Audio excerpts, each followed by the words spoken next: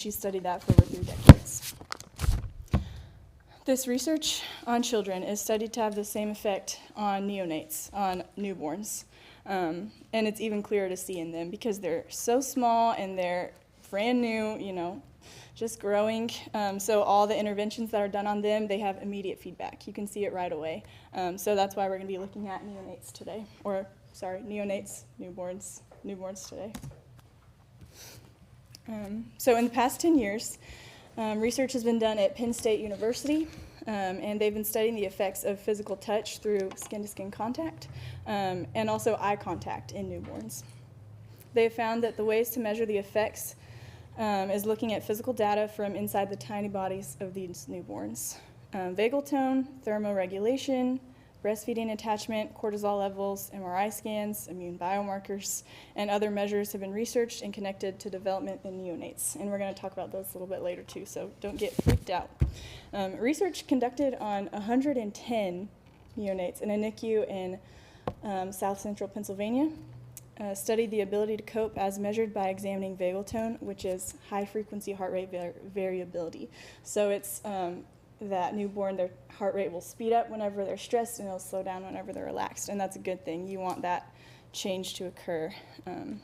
So higher vagal tone was associated with increased growth, better immune response, and developmental advantages for preterms.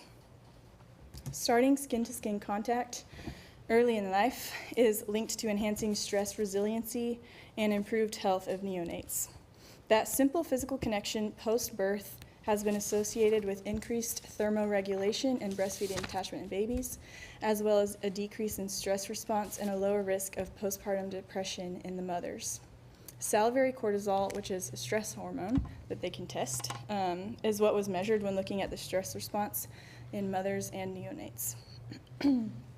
Physical touch through skin-to-skin contact right away after birth or just sometime in about like 3 months or so, as soon as possible, is one of the ways that researchers are finding is best to provide emotional support to newborns. And we see this through all mammalian species. It's not just humans.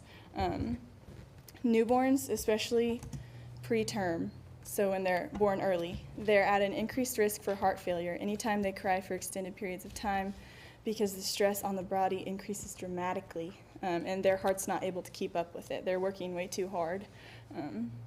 So when invasive procedures or blood draws are done on these preterm babies, they encourage the mothers to hold the baby while these things are taking place. The mother or the caregiver, they want that contact because it soothes the baby, it calms them, keeps them in a state of as much relaxation as they can be in. So this social bond that they have between those two stimulates the secretion of hormones such as oxytocin, dopamine, and serotonin, which increase the relaxation of the body. These bonds between people protect against stress through the hypothalamic pituitary adrenal axis, the HPA axis, which Riley Everett talked about earlier. I don't know who all was there for that, but touch, skin-to-skin contact is transmitted through areas in the brain that are related to the perception of emotion and empathy. This effective emotional pathway runs from the skin through the spine up the 10th cranial nerve, which is the vagus nerve, and it engages the amygdala, which is the part of the brain that responds to emotions and feels those emotions. This results in the immediate perception of touch, which teaches the neonate how to regulate their own emotions, which is a very important process. And this is important because the hormones that are secreted are shown to be beneficial to the healing process, to development, to growth, and also really have an impact on pain management. So while skin-to-skin contact is widely understood and accepted in our country for most of the day, what about at night? And I think this research is kind of interesting. A Penn State article conducted in 2019, Elaine Berry studied what the Western world calls a complex familial phenomenon. They don't understand it. It's called co-sleeping, so when parents will sleep with their newborns or their infants. And Barry reviewed research from anthropology, nursing, pediatrics, sociology, social work, public health, and family studies to focus on skin-to-skin contact in the context of co-sleeping and its effect on infants and caregivers. While much of the research on skin-to-skin contact in children is focused on a daytime environment, all of the studies that she reviewed were done at night. And although co-sleeping is currently the norm in most of the world's population, 70% of the world's population, U.S. health policies and the American Academy of Pediatrics all warn against co-sleeping. They say the only safe sleep is alone, supine, in an approved crib, like separate and apart. So while I'm not advocating for going against safe practices and current recommendations, and neither is the research that was done, it's just interesting to kind of see how this is something that affects neonates and newborns 24/7. It's not just during the day. But rest assured, you'll still be able to form pretty good connections and really close bonds with newborns, even if you don't co-sleep or have them in bed with you. But our country provides mandates and recommendations for what is safe, and that's a good thing. So just remember those. So eye contact is another one that is pretty cool to think about. So in addition to skin-to-skin contact, one of the most powerful interactions that newborns have is eye contact. And it's a seemingly small interaction, but it creates a neural duet between the brains due to reciprocal firing of the brain's social networking areas, and it creates something called a neural duet. And this is why whenever you're sitting somewhere and you look across the room and you make eye contact with someone, it's almost immediate. It doesn't take long. But like, what are the chances that that's going to happen in a room that's really big? But yet it happens all the time. So this lock activates mirror and spindle neurons and stimulates a release of oxytocin and vasopressin to lower the physiological stress response and aid in growth and wound healing. When babies are born, their eyesight is still developing. They can't see very far. They can see probably a good 8 to 12 inches, not far at all, just far enough to make eye contact when breastfeeding. That's about as far as their gaze is. So they do a lot of bonding and a lot of learning in those moments. So the high levels of oxytocin are able to stimulate greater levels of energy generated towards the eye gaze region, and this process turns into a positive feedback loop. So it just keeps going. The more eye contact that newborns have, the more energy they have to make that eye contact, and then the more development they go through, and the greater that is, the greater impact that has on them. So from a nursing perspective, things to look for. In the context of integrative medicine, or maybe it's holistic care, whatever, kind of the same thing, touch can be used to help these newborns, infants. A study that Turkish nurses conducted caring for children looked at the relationship between pain management and non-pharmacological interventions, so not medicine, things besides medicine.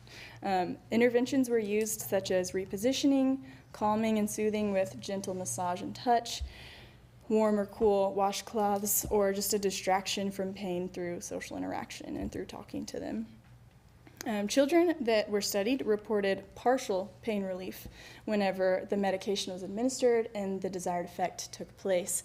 None of them reported complete relief until they were comforted, repositioned, or soothed in some way that had nothing to do with the medicine they were given. So that's pretty interesting. So while understanding resiliency in neonates is probably not something that will impact most of us today, it's interesting to observe the impact that therapeutic relationships have on healthy growth and healthy development. The neurophysiology of the newborn response to stress, and also the astounding impact of caring and loving relationships, is really easy to research and find the immediate effects from the interventions in newborns because they're so young, and you see that feedback right away. There are also other countless studies that were done on children, adolescents, as well as those healing from trauma, PTSD, or other crazy life stressors. So basically, anytime humans experience some period of growth or development or change in life, the same conclusions can be applied. It's anything from physical, emotional, to spiritual. The common variable to healthy self is healthy relationships with others. So neonatal resilience is driven by relationships. It's driven by that therapeutic pathway between two people. And those relationships are suggested to be built through the simple and innate physical factors such as skin-to-skin contact and eye contact. Where science is just learning the profound effects that these simple interactions have on growth and development of children, it's clear to see how God designed the human body and how he designed us. He designed children to grow and to mature alongside their trusted parents and their caregivers, and he designed humans for connection, and it starts in those brief moments right after birth. So, do you guys have any questions, comments? Thank you.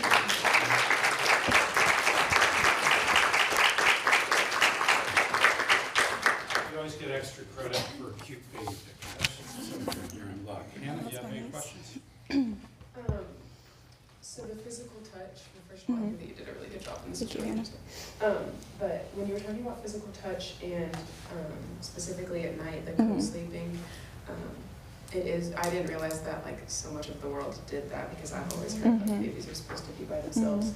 And while it's safer for them to be by themselves on their back, all of that, did the studies mention anything like physically different about those babies, or anything like resilience specific that did have co-sleeping with their parents, or can the time like be made up throughout the day or something like that? Yeah, it's definitely something that I think can be made up throughout the day.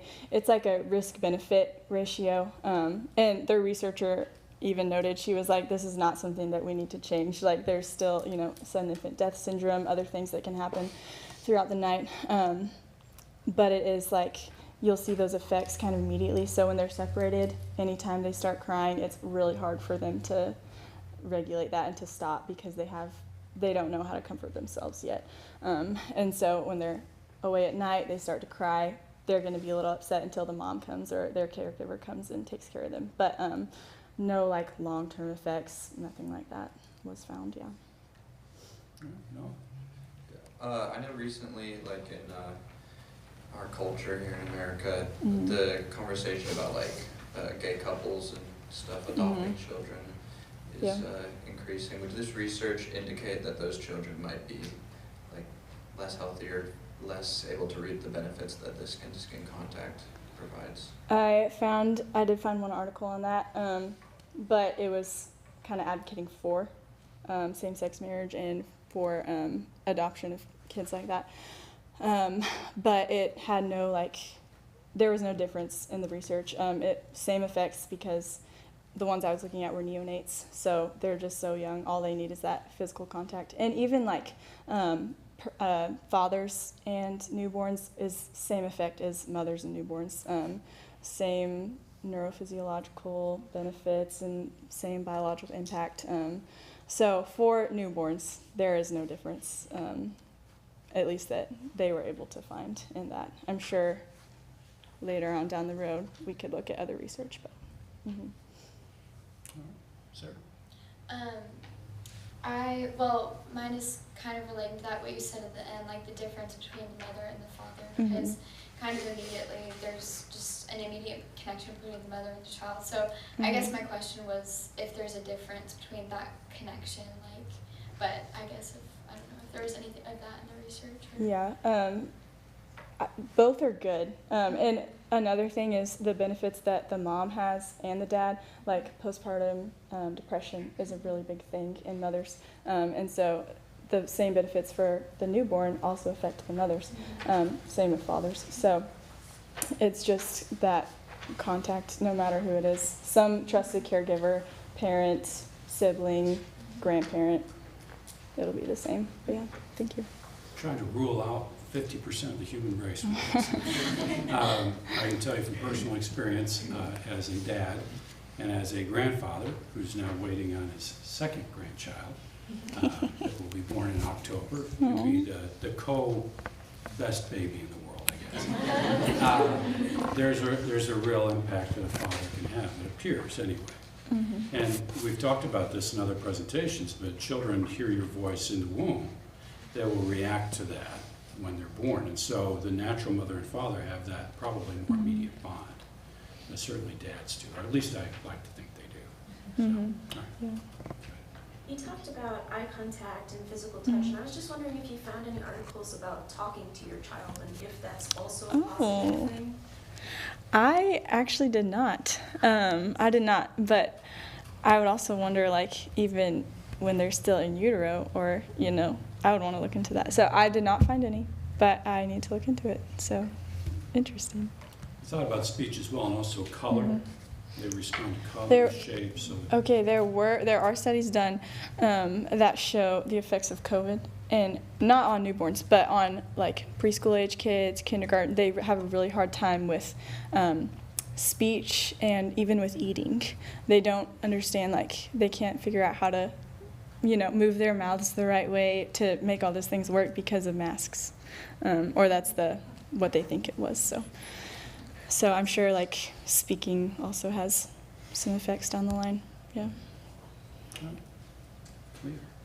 Do you think that if babies are held and touched a lot and have lost communication as they're developing, is that going to carry into their adulthood a lot? Like, is physical touch going to be more impactful and something they need more as an adult in their relationships too? Possibly. I haven't thought of it that way. One thing that is impacted in newborns is whenever they have that physical contact, they're better able to have emotional regulation, so they can regulate their emotions better, which is a good thing. So I guess that would carry over into adulthood as a benefit. I'm not sure, like, if they need that contact more, or like will be more touchy-feely. Like, I'm not sure. It might just be a family thing that kind of is different in, like, each family, each cultures are different. But maybe I kind of want to look into it, so I don't know. But when you were talking about skin-to-skin contact and beginning it at birth versus a few months after, was there any difference between, like, if a baby was born and they have medical issues and their parents can't hold them until after they've healed from that? Is there a difference between beginning it right when they're born and then after? It's not necessarily, like, something that could cause crazy, like, defects or, like, detriments to the baby. It's just very helpful. Like, skin-to-skin contact is very helpful for development, for growth. And a lot of times, like, babies are born really early, very preterm, and they're put in the NICU. And they could have tubes, they could have, you know, all these, like, attachments to them that really prevent the mom from holding them. But they'll always encourage you to do as much as you can. So whether it's just standing, like, bedside or cribside next to the baby and talking to them, just some sort of contact, or they'll let you, like, put your hand in and hold their tiny little hand with your finger, just, like, as much as you can do. They're pushing that, especially, like, more recently, they're pushing that a lot more, to just do as much as you can. So it's interesting. When you don't feel well, when you didn't feel well as a child, who'd you look for? My mom. Your mom. See, you're ruling out half of human race again. You look for the mom. You look for someone to comfort you. And we discount how aware babies are, and you hit on this real well. They're resilient, and they're given greater resiliency through this method. But it's intuitive to us that when someone is hurting, they need human touch. And so that we understand that. Babies are aware of a lot of things. We just kind of discount that many times, I think. So of course they respond to touch. And so you think, why do we do that the whole time? Because we're so busy trying to care for the child. Don't touch the child. But the reality is that. Good question. Carol? I've heard that infants, for a while at least, don't recognize themselves as being separate from their mother. Did you come across that idea in your research? And if so, like, are these relationships a vital part of that? Like, could that ruin their perception? Maybe. I don't know. I also haven't looked into that. The thing that I saw was a study on prairie voles. So, like, little prairie voles. But they had the same thing where they were paired with a mother who was not a prairie vole. I think it was like I don't know, some other animal, and it messed them up because they couldn't connect the right way, or they connected in a wrong way, I guess. But I am not sure about in newborns, like how that affects them, but interesting. I don't know. One of my nurses know. And Dr. Hulk. Well, again, it's sort of intuitive, and it may just be what I've experienced, but the more you give a mom a break, the better she is, especially when you have newborns around. You can't do everything for a mother, but the more the dad can help out, the more a close family member can help out, that helps the mother, especially with postpartum problems, which are going to occur. All right. It also helps that baby, and it helps them attach to someone else, or at least connect with somebody else. And so in a lot of ways, that's likely healthy. But all that's kind of intuitive. Are there any studies to that? I don't know. I'm not a prairie wolf, so I'm not sure about that, but it makes sense. It's hard to say. Luke? I thought it was really interesting, but especially kind of this interplay you highlighted in a couple places in your paper and your talk, between like your genetic blueprint, but also like environmental factors, like your relationship, with the primary caregiver. And I was just going to ask if you just wanted to elaborate on that interaction between your biological makeup and then these early environmental factors. So I'm sure a lot of you have heard of the thing called nature versus nurture. Yep. And you see it in like interactions with, or like siblings, their connections, they're very similar. And they've done studies on twins, like raising them apart from each other. And then there's still like a bunch of similarities, like growth, and I'm not sure about like personality traits or anything like that, but there is a connection of those. And then a lot of the factors though are nurture, so the not genetic side, the things that you can do to help them and other factors that impact them. I think that those are the biggest ones. But there's also like there's so much research right now on the Human Genome Project. And so they're trying to figure out what all those genes mean and how they're all connected. And so not much information, but. It's probably hard to overcome the genetic makeup. Right. But it's clear that when children are cared for, whether it's their biological parents or not, it makes a huge difference. And so can you overcome all the genetic infrastructure? Likely not. But you surely can make a difference with a child regardless. And I think that's kind of where it gets to many times. How about the audience? Any questions from y'all? Ed? This is Or. So I've heard a lot about, the touch thing before. Something that was newer to me was the eye contact thing. So I wondered if you came across in any of your research, and obviously that's something that can be accomplished by a father or a caregiver as well. If they're bottle feeding, they're right there, the newborn can see them. But in our age of technology where it's like everybody's on their phone, when you can hold a baby with one arm, support the bottle with your chest, and be on your phone and distracted. Was there anything in research that's come up about like technology and how that impacts that, like you're not making eye contact, we're always distracted, we're not paying attention to what's right in front of us. So like, I don't know if you saw that at all. I don't know, but I'm sure, I didn't see it, but I'm sure it would, because that eye contact is kind of what keeps the baby almost awake and able to, it provides them with like more energy, more just energy to like, it's a positive feedback loop. Like it's a cycle and it keeps going when they have that eye contact. So I imagine as soon as it's taken away, there's a disconnect of some sort. That's interesting. What's more powerful than any screen? That baby. Yeah. I'm sure I'm not the only one that's ever held a baby before. I'm like, even if the Cardinals are on base on TV, I'm asking for someone to give me the score. All right, question? Yes. I have a comment and then a question. Just to support the things that you said, I was aware of a group of Christian women who, in the Chicago area, that one of the things that they did was they volunteered to hold crack babies in the hospital. Mm-hmm. And the baby would cry continually, but the nurses knew that the best thing for those babies was contact, and most of those babies did not have a mom who was able to take care of the baby because the hospital was trying to take care of the mom because of her drug addiction. And so there were Christian women who would just show up and for an hour and a half at a time, because it's hard to hold a baby that cries for an hour and have no comfort, but that's what those women did. And you know, my heart goes out to somebody who would go volunteer to hold somebody else's baby just because they knew it was good for the baby.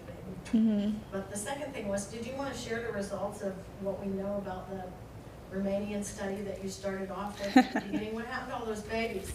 That was, okay, so it's kind of the worst. I had a lot more information than I could present. That was a lot of the stuff that I had talked about earlier in another presentation, so I kind of tacked it on at the beginning.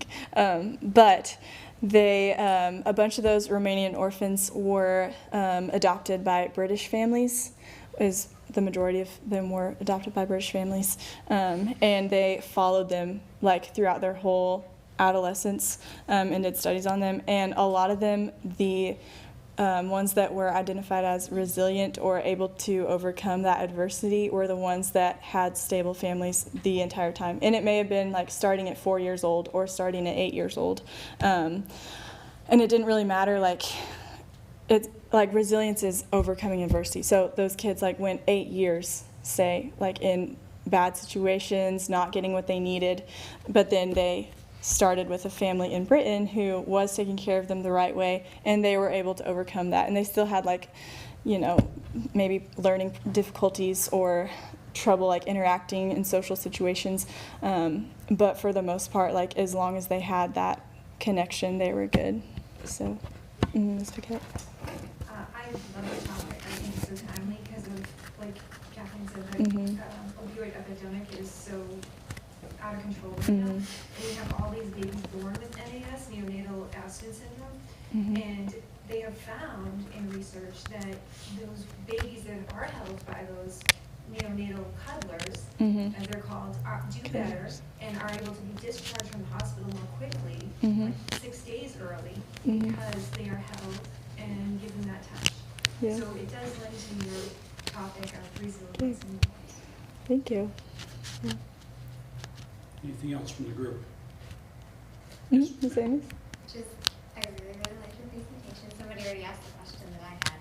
But when you were talking about kind of the music and the sound, I do know, I heard this a few years back, they were doing a study, and the mother, they did it on a variety of infants, but the mother played piano while the child was in utero. And there was one they did, it was Twinkle Twinkle Little Star. So after the child was born, they hooked the electroencephalogram up, and they could see that through the brainwaves they recognized that specific song they played again. So that's neat. cool. You can hear it. That's cool.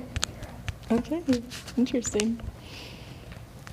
Emma? So I know you said when you were talking about the like skin-to-skin contact at night and saying that you can make that contact time up during the day. Is there like a ratio of time or like something that like that would affect practice of how long you need to make sure that this baby is getting contact in any given like period, a day or a week or something?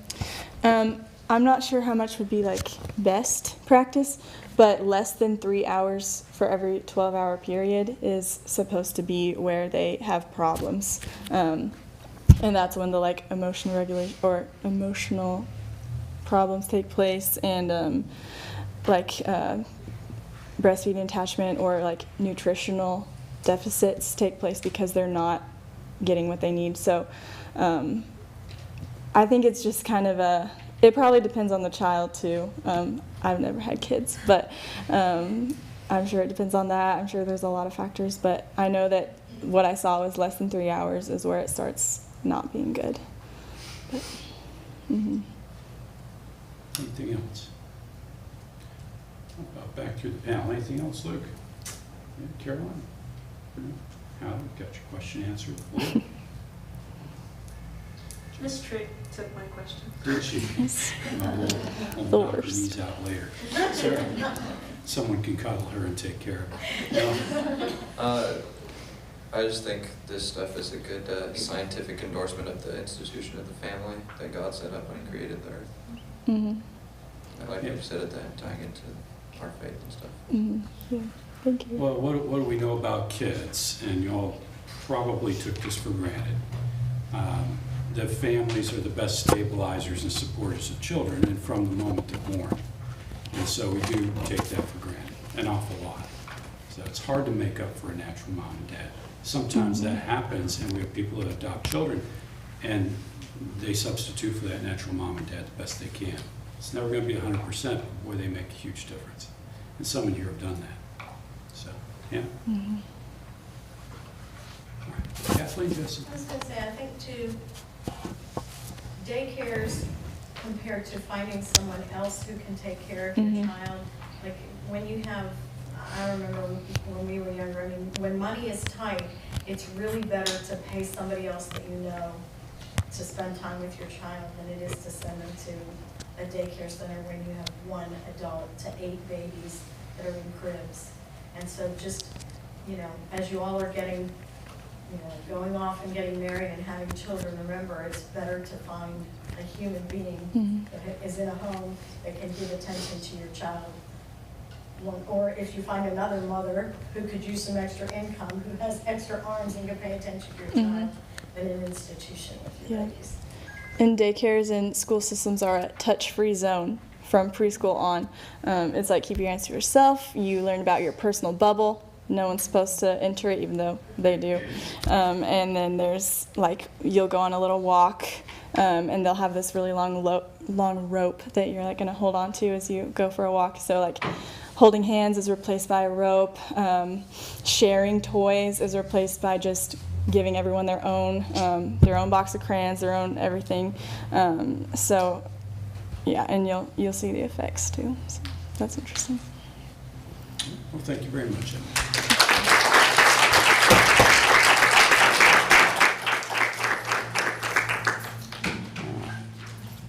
Now, Sarah Scarborough is a first-year student from Western Kentucky, and she's going to speak to us about how we can best improve the function of our mind through the use of exercise. So, Sarah, come on up.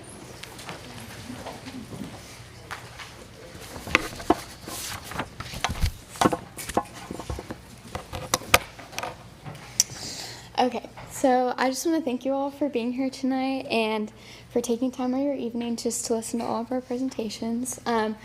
Tonight, my presentation will be about the connection between exercise and the brain. I wanted to talk about this because it is a very important part of just overall living a balanced life. And we all know that it is important to live a balanced lifestyle. So first, I wanted to start off by asking you all, what defines a balanced lifestyle? The answer to this question is essential to living a healthy life because balance is key to healthy living. When asked the definition of a balanced lifestyle, most people think of diet and exercise. Today, I want to focus in on exercise and more specifically, the effects it has on the brain. Exercise has proven to be very beneficial for both physical and mental wellness. It can improve brain health by promoting cognitive function, increasing certain structures of the brain, and protecting brain functions such as memory. Starting off, I want to discuss how exercise impacts the overall cognitive function of the brain. Overall, an inactive lifestyle could be considered equal to an inactive brain. We can clearly see that movement and the mind are closely linked. One of the cognitive functions physical activity impacts is academic performance. There is a clear connection between how much school children exercise and their cognitive performance. The more aerobic exercise the children engaged in, the better they performed on verbal, perceptual, and mathematical tests. The movement of the body leads to better focus and clearer thinking. We can also think of exercise as a sort of cleanup of the brain. When a person lives a sedentary and inactive lifestyle, they can easily fall into what feels like a fog around the brain. Through exercise, the mind gains improved attention capacity and focus skills. This will lead to an overall more productive and healthy lifestyle. It is also important to start exercising at the right time in life. As the body and mind age, it becomes harder to complete certain tasks, including exercise and simple movements. Cognitive function also begins to decrease. When a person makes exercise a regular habit early in life, they will ensure that their brain is on a cognitive incline, not a decline. Incorporating exercise as a regular practice into daily life will ensure a high quality of life in their old age. I also want to discuss how exercise has the potential to change the structure of the brain. It is clear that physical exercise may be considered an enhancer environmental factor promoting neuroplasticity. Neuroplasticity refers to the structure of the brain and how it responds and changes to different factors. These changes in the brain are most effectively brought about by aerobic exercise. This type of exercise is defined as any type of physical activity that increases the heart rate and the body's use of oxygen. Most people refer to aerobic exercise as cardio. For physical exercise to be effective, it needs to be intentional and repetitive. It is characterized by a precise frequency, duration, and intensity. The results of this physical activity will change certain parts of the brain. Several studies have shown that physical activity has a significant impact on the hippocampus of the brain, which can be seen in this picture. It is the blue structure, the structure highlighted in blue by the amygdala. It is located deep in the temporal lobe of the brain. The hippocampus is a brain structure involved with memory as well as stress regulation. The volume of the hippocampus is increased by exercise because of an increased production of a growth factor called brain-derived neurotrophic factor, also known as BDNF. This neurotrophic factor promotes the growth of neurons and the plasticity of the brain. The hippocampus deteriorates with old age, and exercise will help to counteract this and protect the brain. It is also evident that exercise has an impact on the white and gray matter of the brain, which can be seen in this picture. The gray matter is located closer to the edges of the brain, and the white matter is mainly in the middle. The gray matter is made up of the neurons of the brain and all the supporting cells around it, while the white matter is made up of the axons of these neurons, which send the impulses throughout the brain. Exercise has been shown to increase the volume of both of these tissues. This proves that movement of the body will increase the connections in the brain and the activity between the neurons. This is impactful because increased connectivity will improve overall brain health. Exercise also influences the cerebellum, which plays a significant role in the movement of the body by controlling motor functions. The cerebellum can be seen in this picture. It is located near the backside of the brain. In a rodent study conducted by the National Academy of Sciences, it was proven that 30 days of traversing an acrobatic maze produced an increase in the number of synapses per Purkinje cell. Purkinje cells control motor movement. This study is another proof that the connections in the brain are increased by physical activity. It takes physical exercise to complete the maze, but also mental exercise through decision-making and memory skills. This rodent study can be applied to our own lives. When we challenge ourselves physically, we will also be challenged mentally and therefore improve our overall brain health. Next, I want to discuss one of the most significant effects exercise has on the brain, which is in the function of memory. Physical activity changes the brain in ways that protect memory and thinking skills. This benefit can be connected to the improvement of the hippocampus, which we discussed as being very important in memory function. Exercise has both direct and indirect impacts on memory. It has a direct impact on memory by stimulating the release of growth factors. Growth factors are the chemicals in the brain that affect the health of brain cells, the growth of new blood vessels in the brain, and even the abundance and survival of new brain cells. Exercise also has indirect effects on the brain, on memory, by improving mood and sleep, and it also reduces stress and anxiety, which therefore leads to better memory and thinking skills. Physical exercise is also considered a protective factor for neurodegeneration. Neurodegeneration refers to the death of neurons in the brain. Dementia is an example of a neurodegenerative disease. It is defined as the loss of cognitive functioning, thinking, remembering, reasoning, to such an extent that it interferes with a person's daily life and activities. This disease is incurable and irreversible. Dementia takes over the lives of many older people and quickly reduces their quality of life as they age. Since there is no cure, those afflicted must focus on practices and treatments that will help with their quality of life and help reduce the symptoms. This is why exercise is so important to the brain. It can help to prevent life-altering diseases. Dementia is most often brought about by Alzheimer's disease. This disease can be defined as a progressive neurodegenerative disorder characterized by memory loss and multiple cognitive disorders. It damages the brain and causes a decline in cognitive function. Like dementia, there is no cure for Alzheimer's, but this does not mean that all hope is lost. There are several studies that show that exercise can prevent the onset of Alzheimer's and reduce some of its symptoms. In the study done on global Alzheimer's disease, the lack of physical activity was the highest attributable risk to the disease that they found. There is a clear connection between physical activity and this disease.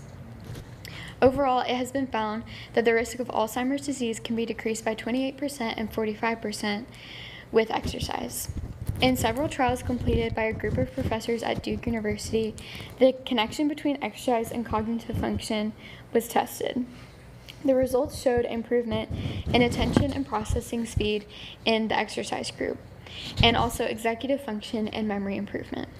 Alzheimer's disease is an extremely difficult illness that affects the lives of so many people. Exercise cannot cure this disease, but it is a strong step in the direction of improvement. The last thing I want to discuss is the significance of neuroplasticity phenomena such as changes in neurotransmitters that are recognized to affect well-being. Certain neurotransmitters, which are the messengers of the brain, can be increased by the movement of. One of these neurotransmitters is serotonin, which is associated with depression and anxiety. The lack of enough serotonin is thought to play a role in depression, anxiety, mania, and other health conditions. Therefore, an increase in serotonin through physical activity will lower the symptoms and effects of these mental illnesses. The connection between exercise and the release of serotonin shows how closely physical health and mental health are related. It is evident that individuals that practice physical exercise regularly are less depressed than those who do not. Overall, it is important to recognize that brain health is just as significant as physical health. From this information, it is clear that exercise is an extremely important part of a balanced lifestyle. Most importantly, exercise has many beneficial effects on the brain. It improves cognitive function and positively changes certain parts of the brain. Physical activity is also very significant in the function of memory. It can help to prolong quality of life by counteracting diseases that damage the brain. Working out the body also increases the release of certain neurotransmitters that promote mental health. Overall, exercise is shown to have a significant impact on our lives and leads to a healthy brain. Balance in our lives is important, and we know this because of Christians, because we know the value of human life. We are told in Genesis 1:27 that we are made in the image of God. Therefore, each person has immense value and worth. We are also told in 1 Corinthians 6:20 that we are to glorify God with our bodies. This means that it is our responsibility to take care of our bodies by living a balanced life. Taking care of our brain health is just one part of this stability. And it can start today incorporating exercise into your life. It's also important to find what works best for you in this exercise. Exercise is very individual, and one of the most important things is that it's intentional and that you listen to your body as you're exercising. Making exercise a regular practice in our lives improves the brain and is a strong step in the direction of living a balanced life. Thank you.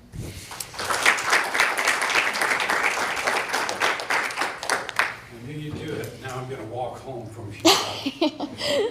Reduce my chances of a problem later on. Jesse, you got a question? Comment? Yes. Okay. So at the beginning, you said that there was a clear connection between how much the children exercised and how well they did in school metrics. And I was just wondering, was that a study that you saw, or you saw like a certain place it took place, you know? I do not know. I don't remember the specific details of that study. It was just kind of one of the effects of looking at the overall cognitive functions. Specifically, it was targeted in academics, but I don't remember the exact details of that study though. But yeah. How many of you had PE classes? Regular PE classes? play sports. Because they would have regular PE classes and then got rid of them for the sake of infusing other things into the school day, probably about 20 years after I left school. But we used to have everyday PE classes, did you all? I mean, every day. And so it seems like that would have, and for young boys in particular, like in middle school, they have got to have time just to move, Yeah. right? Get the energy out so that they can focus, let alone the oxygenation and other things that you need, right? For sure. So yeah, so there's informal studies, Jesse, that show that you need that. All right? What you got? Did you see anything like that happens if it's in like an imbalanced lifestyle, but you're exercising too much, or is there a line there where you can cross and you're too much? I honestly, that wasn't my research, like if there is a line that you could cross. I did kind of think about it, because talking about these certain brain structures, thinking about the main ways they change is increased volume through certain cells and neurons and different things. And thinking about that is like, well, can there be too much volume? But to me, it didn't seem like the brain could increase too much volume in the brain. I think like brain swelling like that would be caused more by injury or illness. But I did not find an exact line of like, how much could be too much. But I think it just all has to do, I kind of talked about just that exercise is very individual, not the same regimen isn't going to work for every single person. So I think it is just very like, just testing out what works best for you and just finding what like makes you healthier and stuff. So I've never seen or heard anything that says exercise can harm your brain. No. I think probably the body self-regulates, would be my guess. So, no? Yeah, I was wondering, are these benefits permanent? Like if you can't exercise, is that going to lead to the growth in the brain and all of that going away, or once it's there, does it stay there?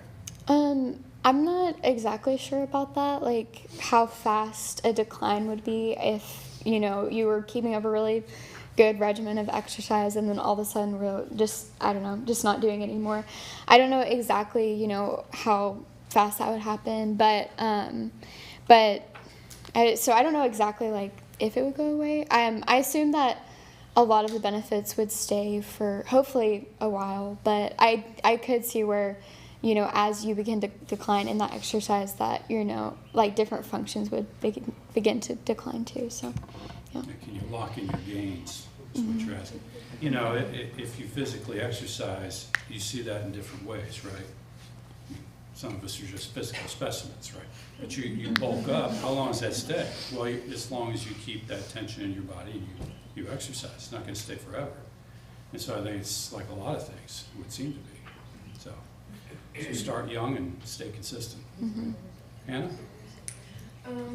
I was just wondering if, when you were doing the research about the neurodegenerative diseases and stuff like that, if there's a point where it's almost like too late for anything to help, or is it like once that's happening, you mentioned that like there are things that you can do to like reduce symptoms and stuff like that, but if maybe you don't like have any kind of degeneration actually happening yet, but you're like close, is there a point where it's like inevitable, or like how much of an effect can it really have?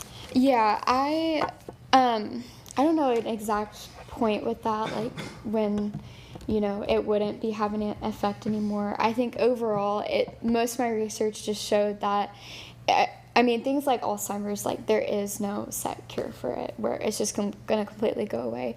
But I think just overall having that balanced lifestyle, especially exercise, and I also talked about a little bit starting early on. So, and that's hard because you don't know those things most of the time. But I think no matter what, it's going to have a positive effect. So I think it just has a lot to do with starting these practices early in life and I don't know, just things like that. So, yeah. Well, some are genetically predisposed to Alzheimer's. We've had papers on that. And can you stunt the growth of it or the extent of it? It becomes the question. But the 28% to 45% is hopeful that you could perhaps keep that in decline or not see the effects of it. But genetics are genetics, and like we were saying, is there the nature and nurture thing like before? Can you completely overcome those things? Likely not. Those things are going to come out, but you can modify perhaps what the effects are. Probably going to be pretty individual, would be my guess. Yeah. I was wondering if you came across any like protocols for exercise that are most associated with longevity and just prevention against those kind of diseases. It seemed to be the most, not too many specifics on that from my research, but it seemed to be that, as I mentioned, that like aerobic exercise and cardio are most. Music too. Yeah. For making music. So I just thought that was really cool. That is interesting. Yeah. Okay, you might not have listened to this at all, but I'm still going to ask, because I read a couple of studies about that sunlight produces dopamine in the body, and I wondered if you looked into anything about how the difference between people who exercise inside, like in a gym, or people who play sports outside, or go for runs outside. Is there a difference? Do you look into that at all between the dopamine that the sunlight produces and the serotonin that exercise produces inside versus outside?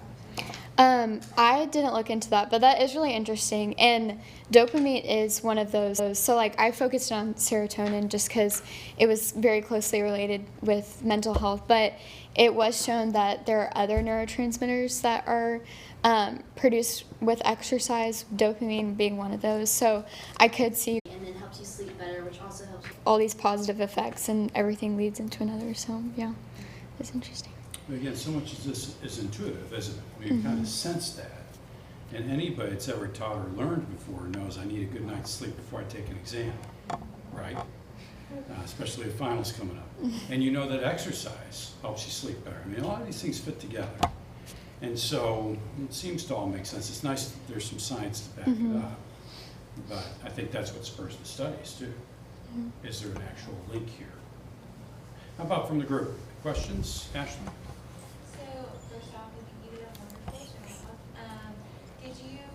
Did any of your research show like the age we need to be implementing this by? So it's like, say you get really like stressed with school, or like you really didn't do sports in high school, but then like, I don't know, kind of like talking about Emily, say like you're done having kids and you're like in your mid-30s and you're like, wow, I really want to start like, putting my health like better for myself so that I can benefit my kids and other people. Is like starting in your 30s too late? I know we want to start as young as we can, but like, did you find a particular age range on like when we need to be implementing? Not in my research, I didn't really, but it just seemed to be that, the younger the better. But I don't think age should stop anyone. It may be harder as you get older, though, just because things change in the body. But definitely shouldn't stop anyone. But definitely the younger the better too. So yeah. What's the biggest thing with that, do you suppose, Ashlyn? But habits. And the habits we get into, and it's easy just to check out and say, well, I haven't done it all along. Not going to help me now. Yeah. So it's like someone telling me cut back on coffee. That's kind of a hard one to look at because we shared love of coffee. Yes, ma'am. I just had a question. I love what you're talking about with serotonin and how it helps with mental illnesses and things like that.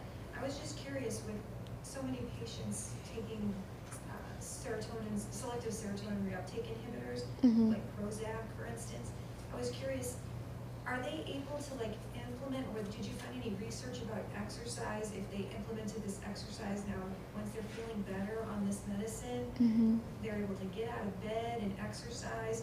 Are they able to get off the medicine at that point? Anything like that? I didn't find any of that really in my research, but it definitely would be interesting. And it definitely was interesting to see how much of an effect that serotonin did have on mental health, and just how much of an effect mental health kind of has on all of this, because that's kind of where it all starts, is finding that motivation to start these practices and exercise and stuff. But I didn't find many specifics about that, but yeah. Was anybody here on the panel last time? Present last time. Remember the thing on exercise we had? And it's interesting you bring that up, because they make very clear in the research, exercise is not the silver bullet. You're not going to be able to completely discount or get away from medications that a physician prescribes. In fact, if you do, it may be quite detrimental. Mhm. And so, it's a good question, people bring that up. Mhm. There's always that trap door, isn't there, with depression medication? I feel better, so I can subtract it. Mhm. Or exercise, can I subtract it? The short answer is no. Right now, they're saying no, that's not the right procedure. Mhm. So, Abby? I have a couple things. Mhm. Are you sure you don't want to do nursing anymore? The first one, think about it. The second one, so the research on Alzheimer's and Mhm. exercise, is that saying the benefits are seen in patients who already have Alzheimer's or in patients who develop Alzheimer's later in life, which is typical? Mhm.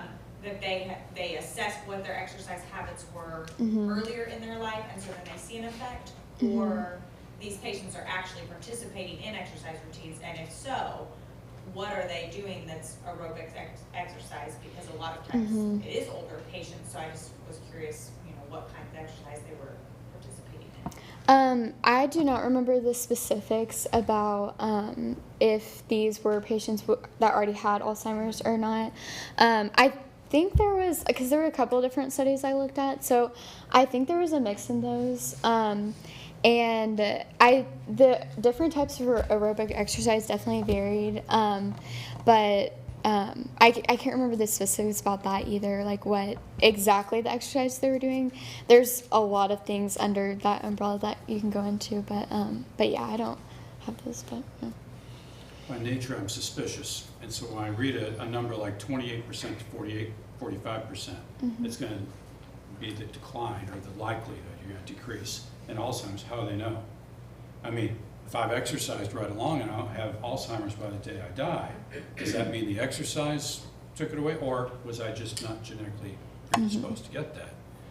I don't know how they measure that, and I'd have to look at the studies. Yeah, With some of it, you kind of wonder if it's not just, reverse engineered kind of statistics there. I don't know. But at what age and how helpful Anna had brought up, too. Mhm. Yeah. Yes, ma'am. That me? That's you. Said ma'am. Well, be nice. I was thinking on the same lines as Hallie was with Mhm. exercising outside. Mhm. Because I remember reading things even just early on years ago about exercising outside or just going Mhm. outside that expands your brain function because your Mhm. ceilings, they think they did a study on lower ceilings and like 15-foot ceilings. Mhm. Still haven't been able to get him to build me a house that has high ceilings. I have to think better. But just when I exercise outside, Mhm. I feel like I'm just better off in general. Yeah, I don't know yeah. if you found anything about that part versus the sunlight thing. Yeah, I didn't look into inside versus outside, but I definitely think, from experience, I feel like it probably has different effects, because for me too, personally, like when I take walks outside and stuff, I just feel so much better and stuff. So I definitely think there probably would be, but it would definitely be something interesting to look into and stuff, so. You're more visually stimulated. Mhm. Oxygen rate's going to be different. Yeah. A lot of things are different in that Mhm. case. So it probably does have an effect, but it'd be interesting to see a study. Mhm. Yeah. Anything else? Yes, ma'am. Some of that relating to where you live.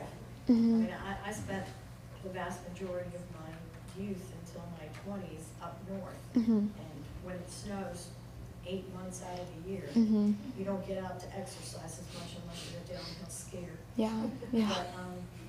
But it does, cabin fever is a real thing. Mhm. Yeah, When yeah. you live up north and you can't get outside, just to be outside, so it's gotta be an improvement. Yeah, yeah. Whatever gets you outside more, and of course, vitamin D you get from the sun, Mhm. you know how important that is. And now we have so many people who have vitamin D deficiencies because they sit inside on their screens instead of Mhm. going outside. Yeah, yeah. Seen a report where the lumens we get from the sun, even on an overcast day, are Mhm. significant. Mhm. You can't really totally duplicate it with artificial lighting. Mhm. And so that getting out and walking, Yeah, there's other benefits besides yeah, yeah. That is very interesting. vitamin D and Mhm. Dr. Hamilton. Here at Florida College, we emphasize educating the whole person. Mhm. We talk about the four. I think one is the physical, as important as some of the others. Mhm. Probably prioritize the spiritual, but I think there's a mistake in separating those too much. Mhm. I think you made the point of a link between the physical and the mental. Mm-hmm. And it has intrigued me in terms of that other component we tend to emphasize, which is the spiritual. Mm-hmm. Because the mind plays such a central role in the will Mm-hmm. and in those spiritual choices we make. And I'm pretty sure there's probably not been a whole lot of research done on the spiritual dimension of Mm-hmm. exercise, unless it's some wacky Easter mysticism or something. Mm-hmm. But I would be intrigued by that because you do deal with, we had a speaker earlier in the week about various spiritual difficulties people struggle with. Mm-hmm. And, is one coping mechanism at least that we can encourage people to do is be a more active person Mm-hmm. with a more active mind, because it's not about just avoiding doing things, but focusing on doing the right thing. Mm-hmm. Yeah. And if being more active might help us to be more spiritual in that sense. Mm-hmm. So Yeah. more of a question or a thought than really Yeah. something I'd expect. Mm-hmm. Yeah. No, that is very interesting. And I think it just shows how much everything is connected. And exercise is definitely one of those things. You know, some of the discussions we've had this week, like when we have problems, it's not like things are just going to go away. Like we need to have things to fill, like the empty things in our life, and ultimately that is God. But like I just think that different habits and practices in our lives, like exercise and other things, just help us to be able to focus better and focus more on the spiritual things, and just, I don't know, overall everything is connected and stuff. So, yeah. Just a quick comment. Our own humanity, we have created the problems that we have Mm-hmm. with our mental health and our physical health. I mean, 100 years ago, everybody was walking everywhere. Mm-hmm. They didn't have cars to drive in and sit. And so, so they got exercise just if you wanted to leave your house. Mm-hmm. You were going to get exercise wherever you were going. And I think that's one of those things we end up having to fight against. We have all these luxuries, Mm-hmm. and now we have to go find ways to exercise because Yeah. the luxury. Mm-hmm. Anything else? Anything from the panel? Nothing? Ladies? Luke? All right, well, thank you very much. Thank you.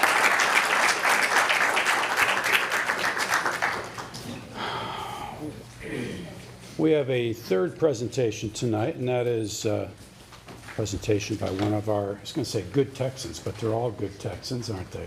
Yes. So Noah Eichhorn is with us, and he'll be presenting on the matter of life and death. So, Noah?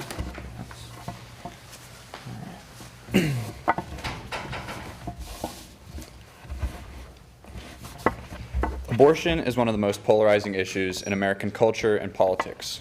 It's a very emotionally charged issue that carries connotations of women's rights and health care on one side, and on the other side, the life of innocent babies and family values.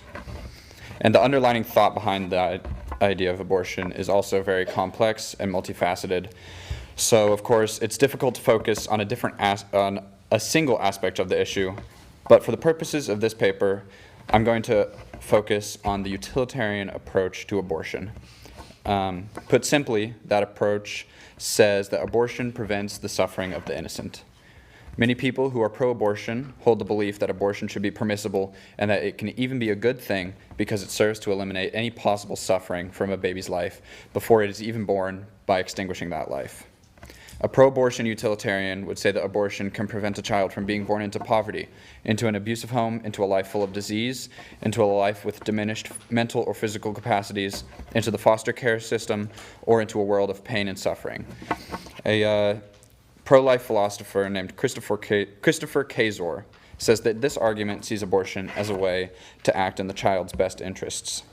He goes on to point out that while they occur often in sad and difficult situations, these utilitarian sorts of abortion, which he classifies as abortion for the good of the child, abortion due to difficult circumstances such as rape and incest, and abortion due to a fetal deformity, are not made any more ethical or moral due to circumstance. That's a difficult that's a difficult stance to defend in popular culture, though. So let's look at two of those circumstances and see why exactly they are unacceptable, despite the good intentions they may be behind them. Firstly, let's examine the argument for abortion in the cases of fetal deformity. Kazor presents the case like this. Learning of a fetal deformity breaks the hearts of those involved. Perhaps the child was wanted, perhaps conceived only after years of effort.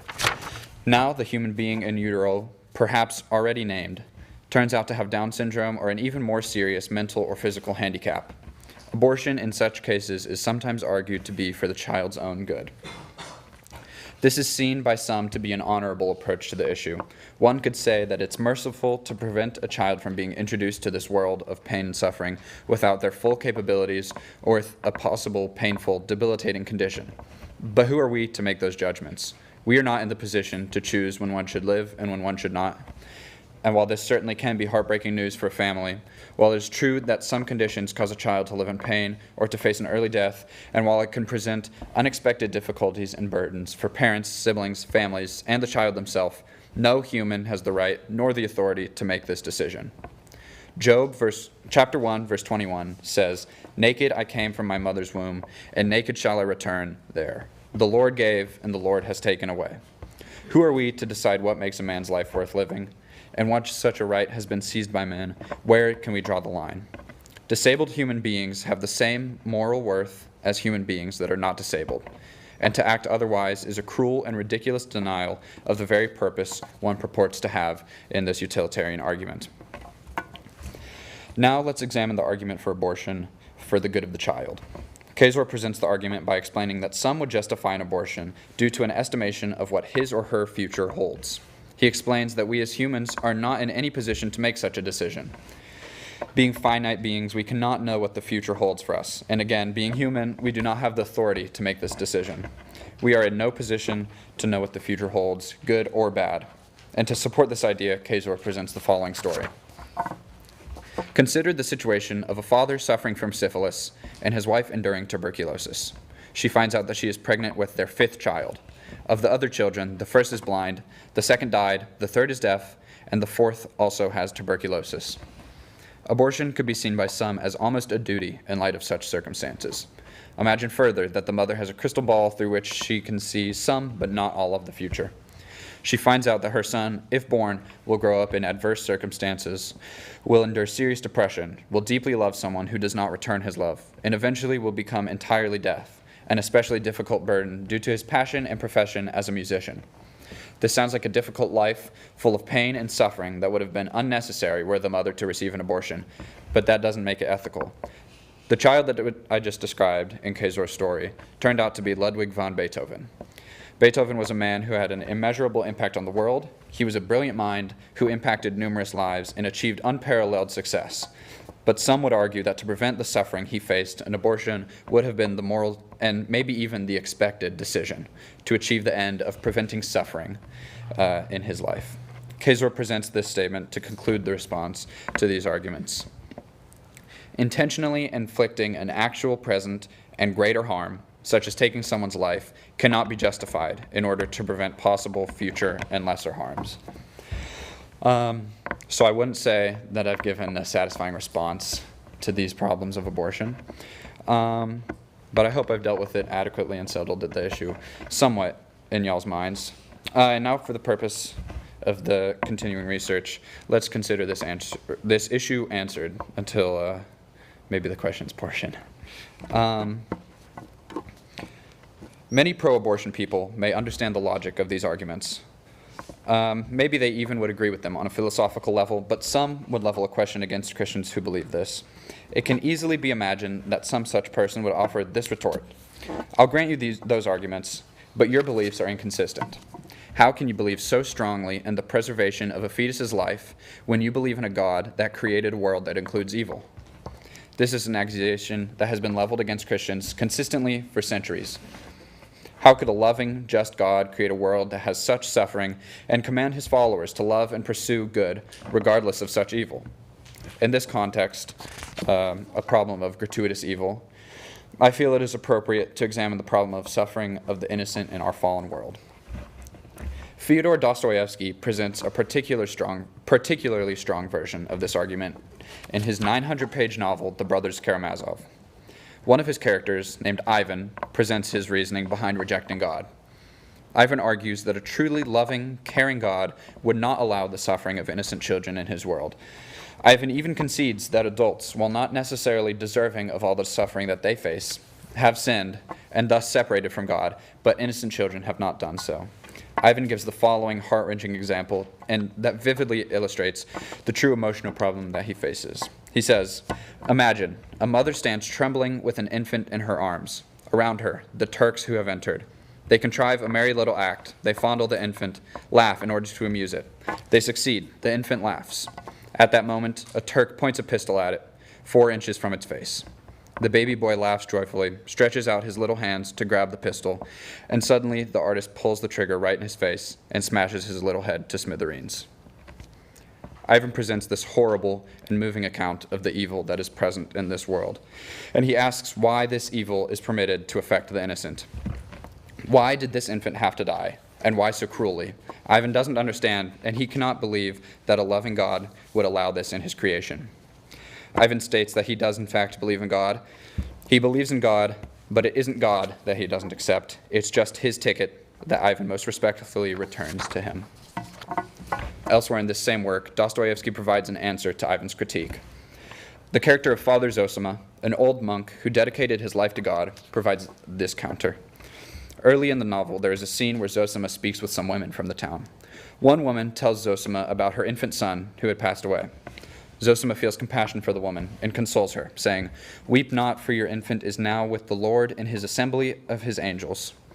He goes on to explain to her that her suffering is valid. She has a right to weep.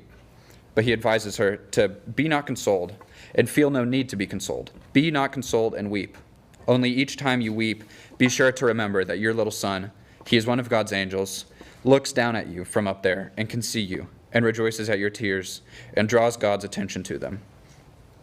And for a long time yet will this great motherly weeping be upon you, but in the end it will turn to quiet joy, and your bitter tears will simply be tears of quiet tenderness and heart-cleansing emotion, rescuing you from your sins. Though he be not in your house, he is invisibly with you. Zosima gives a message of hope and love. He shows that we must accept this world as fallen, but we can look ahead to our goal in this life. He shows that through our faith in God, we can hope and even expect that one day all of our suffering will be gone and we will be able to be with God. Zosima's advice is also shown in the lives of some characters later in the novel. One of the young boys in the town, named Ilyusha, had contracted a serious illness. His family knows that he is going to die. This would be an instance of the suffering of the innocent that Ivan presents.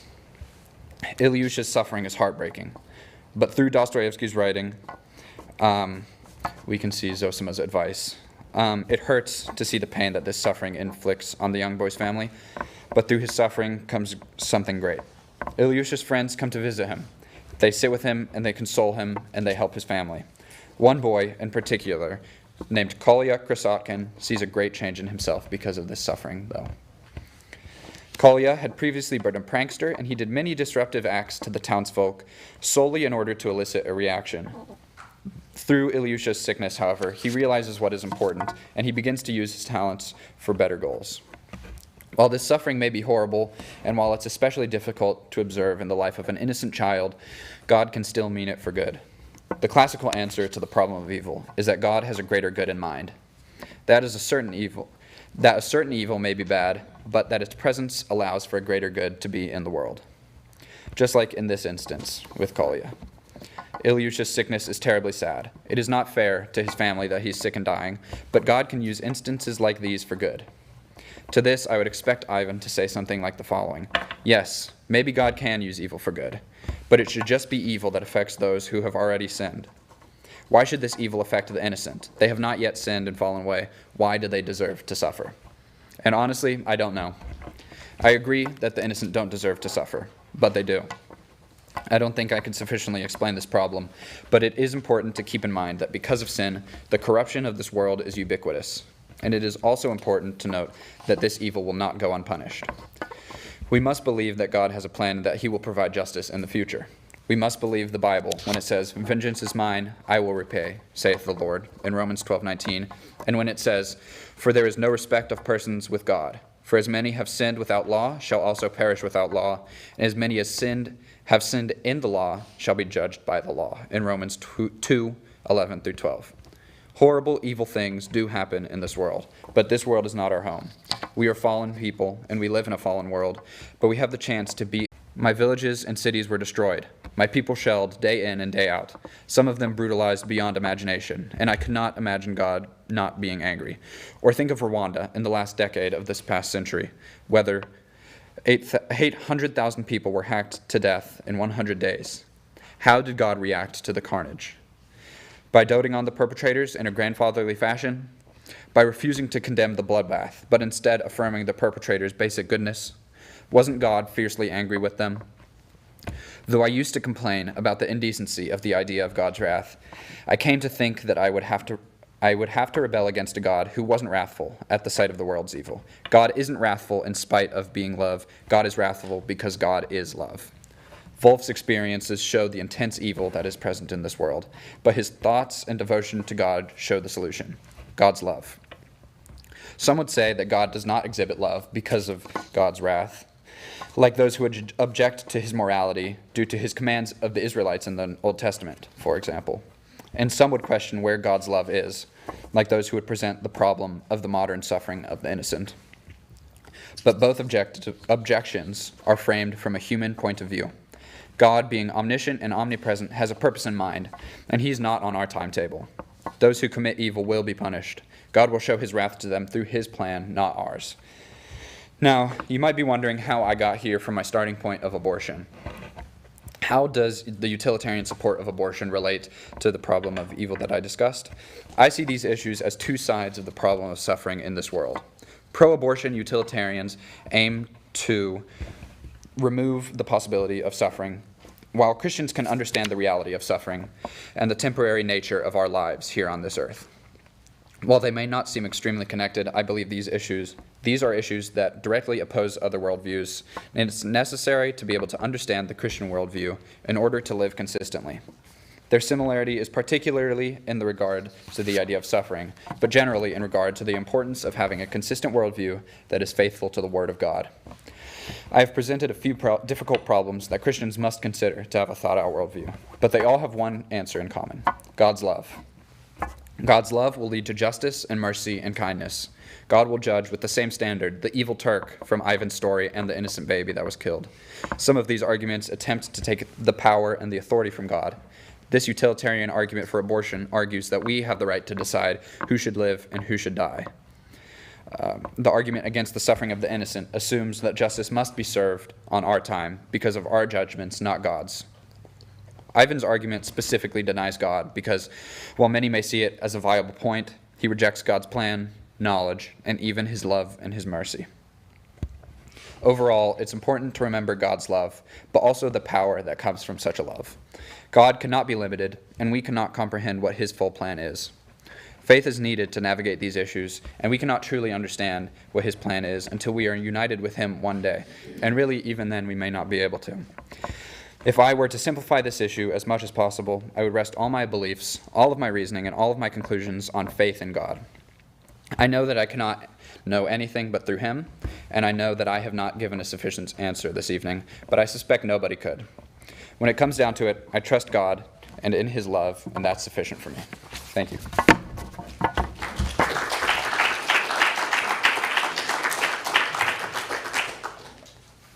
The two sides in the issue usually are life and choice, right? Pro-life, pro-choice. Yeah. And it's always interesting to me that choice usually doesn't involve a choice of faith. Right. And that's the choice that you laid out. So, Mm-hmm. Luke? As far as the utilitarian argument goes,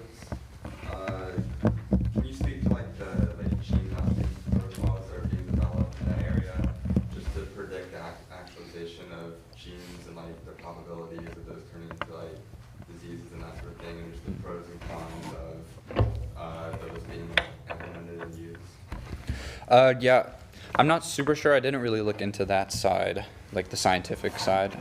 This was more of the philosophical arguments. But the issue of gene mapping and stuff, I think what it comes down to is if it's discovered that a child's gonna be born with a debilitating disease such as Down syndrome or something like that, or even in the essays that Kezor wrote, he talked about if it's determined that the child will die or has already passed away in the womb, that there are benefits that the woman faces from even going through the birthing process and getting to hold the baby, even if it's not alive. So overall, gene mapping might be some sort of predictor, but it doesn't have any moral effect. It's, no matter what, it's immoral to not go through with the pregnancy because of some sort of deficiency. I'd ask you this, we talk about Alzheimer's and the genetic predisposition for that. What if I find out when I'm in my 30s or 40s, I'm genetically predisposed to get Alzheimer's? Does that give me the right to extinguish my life early? Before we know that's not something to laugh off anymore. The country of Canada made assisted suicide illegal. Is euthanasia okay? I mean, if it's okay to do in terms of the unborn, the extinguishing of life, what about euthanasia with older adults? I think that's where genetic mapping is going to come in even more. You know, once we're born, then what? Right? So if you take a humanist standpoint, and I'm my own God, who are you to tell me I can't do this, becomes the question. Right. And the idea of personhood, I think, would be what a utilitarian pro-abortion person would come back with on that. But Kezor presented the argument that what Dr. Crispell was saying, let's say he's in his 40s and he discovers that he's disposed to Alzheimer's, and maybe they discover that through gene mapping getting better in the future, maybe they can discover that of a child in the womb. What is the difference between a child being in the womb and Dr. Crispell in his 40s? Not quite my size. Yeah. Why does the timetable revoke a person's personhood? You talked about the problem of the innocent suffering, and you said it's important to keep in mind that because of sin, the corruption of the world is ubiquitous. And I think it's pretty obvious to most of us as Christians that we suffer as a result of our sin and a corrupt world. And it's hard for me to understand that people can't see that God, like one of the quotes you said later, God is wrathful because God is love. Like, the ultimate example of an innocent person suffering is Christ, Right. who God sent on our behalf. So it's just interesting that there are two totally different viewpoints. And I did some research into the idea of the suffering in the Old Testament. I think there can kind of be a different rationale behind justifying God's actions there. And I spoke with Dr. Saltz about that, and he told me about what God did there, and this was specifically in regards to the discussion of the 10th plague in Egypt. What God did there is not something that he was unwilling to do to himself, and we can see that when Jesus is killed on the cross. That's God's firstborn. He was killed due to the sin in the world, and that's the same principle that happened. I think that gets to part of what you're saying, too. Hal? I don't really have a question, more just a comment. Just that I've read a couple personal stories and a study about the women who have abortions and the way it affects them emotionally and the grief they have to go through and they feel regret, and that there have just been a couple stories about women who have gone through that, and through that and the people they've connected with, that's brought them to God and to realize that, what I did is wrong. I can feel it, that it was wrong. I know that I feel guilt, I feel regret, and it changes them completely. Yeah, that's an example of God using something that was evil and using it for good. In my law and business class, I did a case briefing on the Roe v. Wade case, which established the right to abortion. And the woman who was under the pseudonym of Roe did not go through with the abortion that she was seeking. And later she changed her views, changed into being pro-life, and she was converted to the Christian faith. So while what she did led to a lot of evil in this country through that law, or through that Supreme Court decision, God still used that for good, and used the effects of those to influence her mind and bring her to him. Laws, of course, set the boundaries for our social lives and our political lives, there are abortions before Roe. There were abortions made illegal. It comes down to personal conduct. And that was one of the arguments, of course, that abortion proponents had. It will help save women's lives if you make what they're going to do anyway legal. That ignores the question of what are we saying is actually permissible, and not just permissible, but moral in our own country. So the law set a boundary, and that's what you're getting at with. She decided later on she doesn't want to be part of that. Yeah. Once the law is set, well then that's what you're saying is okay within your society. That says something powerful. When you were talking about the people that think, like, by taking a baby's life that's gonna have disabilities, you know, throughout their life, and they think that that's gonna lessen their suffering, they think that's a good thing. Like, what do they think when they see those living with disabilities, like living successful lives and, like, you know, being an example to other people? Like, what do they think when they see someone like that? Yeah. I'm not sure. I've never been pro-abortion. But that's a good point. I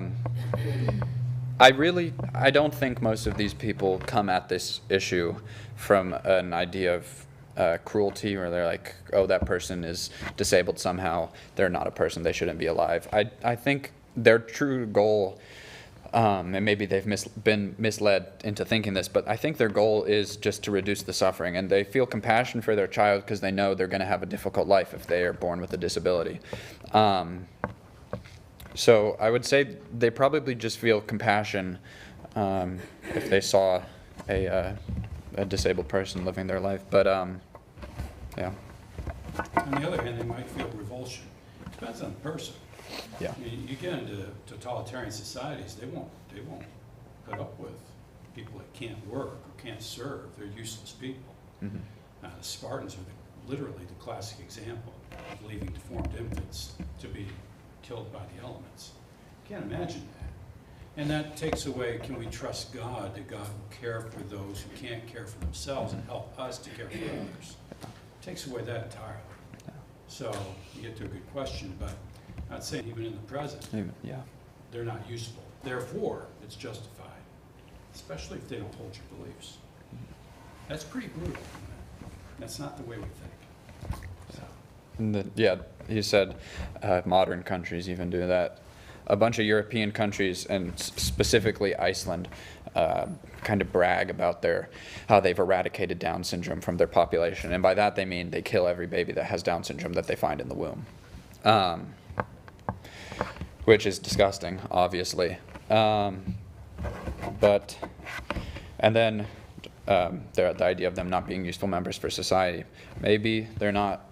I know some people that have Down syndrome do have the capabilities to contribute to society, but when that idea of aborting someone because they're not going to be useful to society, when that idea is accepted, the logical extension is, okay, when a person's 90 years old, let's just kill them because they're not contributing anything anymore. And that's not the authority we have, and that's not our place in this earth. But your generation has to deal with this in a big way, because the largest generation in American history is passing through the Social Security system and the healthcare system right now.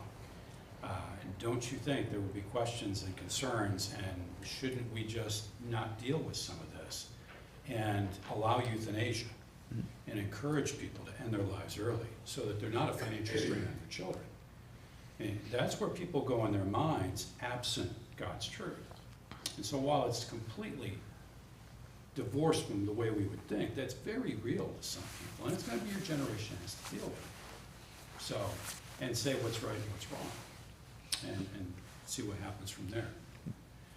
I wonder if some people sometimes also ignore the reality that by helping someone who's less fortunate than you are, that brings compassion. Mm-hmm. That brings something out of you you're not otherwise going to have come out of you. Mm-hmm.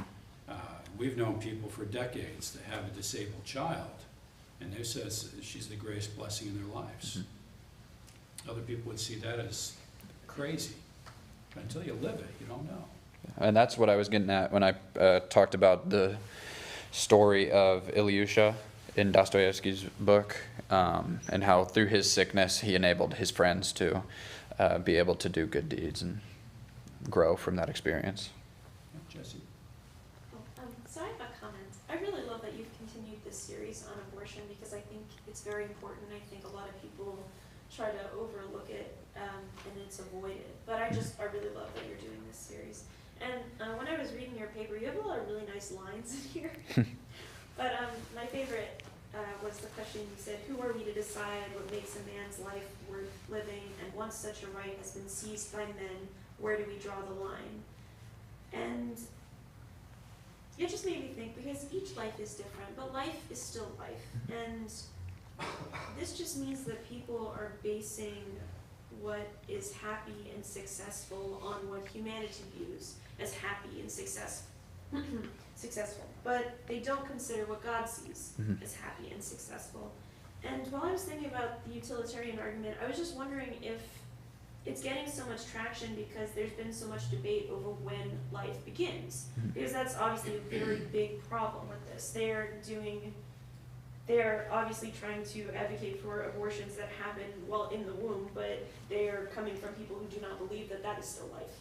Right. And that is very sad to me, because it also stems from the idea that, well, after presentations go sound bad, but there should be a separation between the mother and the child. It is not just one soul, it is two souls.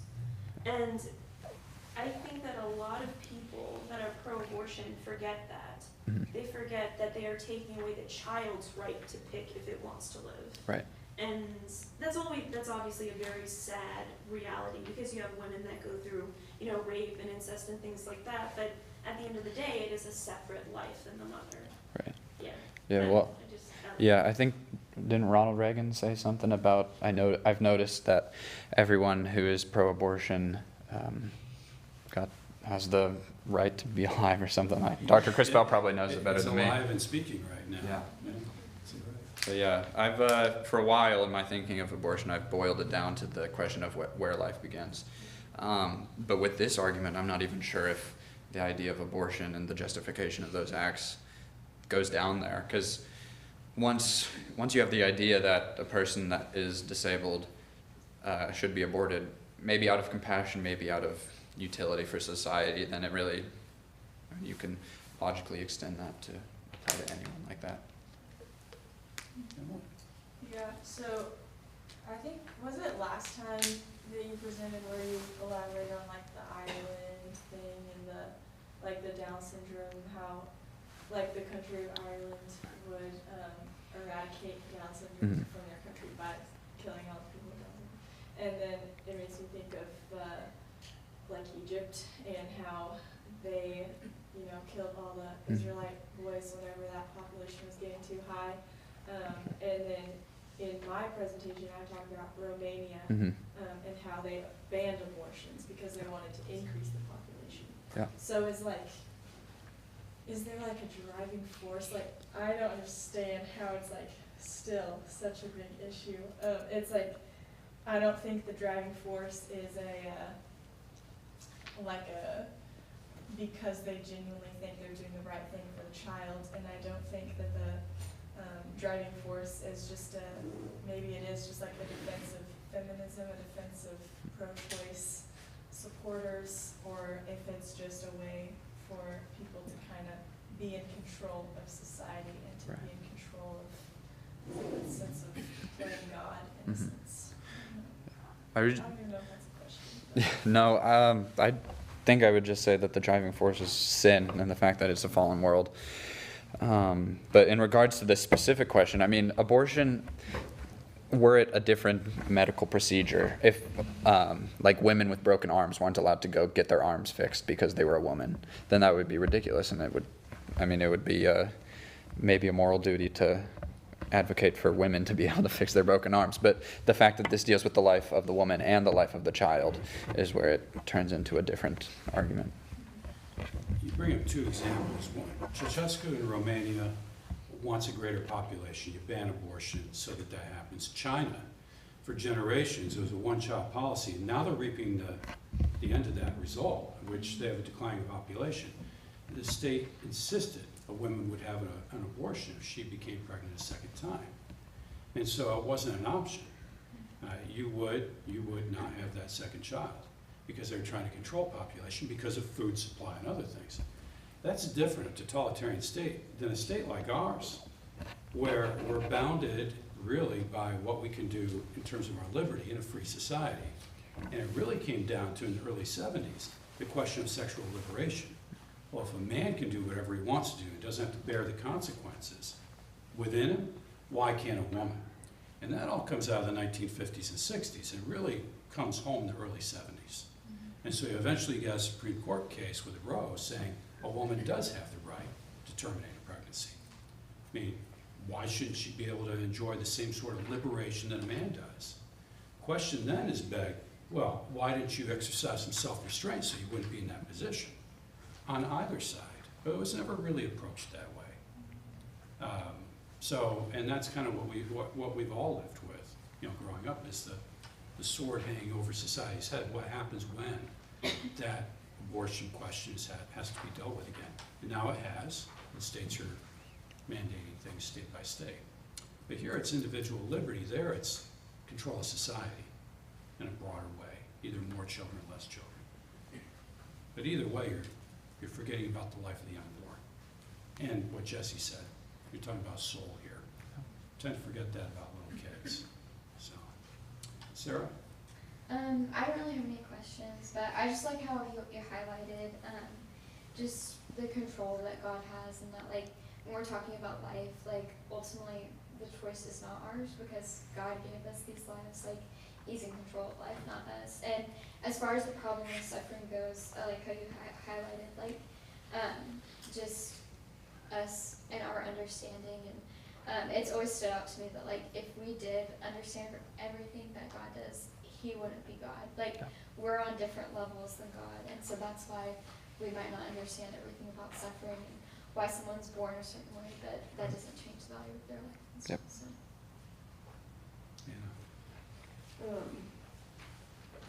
I think so much of abortion and like why people think that stuff like that is okay, or into like the euthanasia argument and all of that, just we don't understand the sanctity of human life, and we don't understand that every life is the image of God, and how that looks different for everybody, and how no two lives are the same.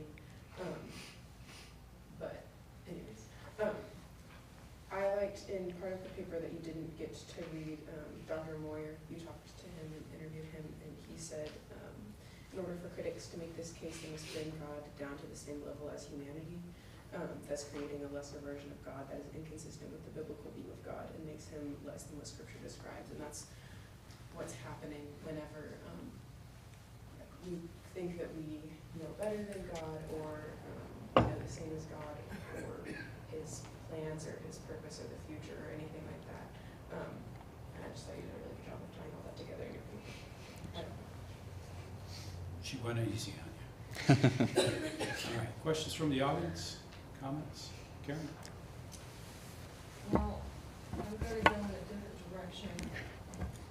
I'm just terribly impressed that you found a way to work a formidable literary work into this paper. And so I'm curious, it's been a long time since I've read Dostoevsky's The Brothers Karamazov, but what prompted you to connect that work with this issue? I don't know, honestly.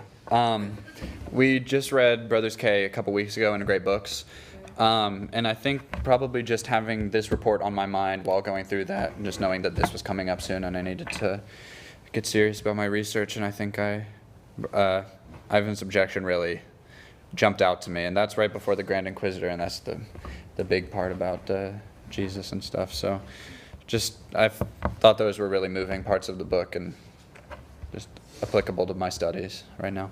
You know, it's interesting is you have the integration we've talked about tonight of everything from physical touch to the infant's health to, you know, exercise and how our brains develop. And the integration of how we learn is another one of those examples. And so Noah's very humble. He's worked very hard, reading great books, taking science classes. He even suffered through one of my history classes last year. He is really taken a breadth of courses, and I think that's what brings it out. Those things do connect. So, but you have to work hard at it. What else? Questions? Yes, sir.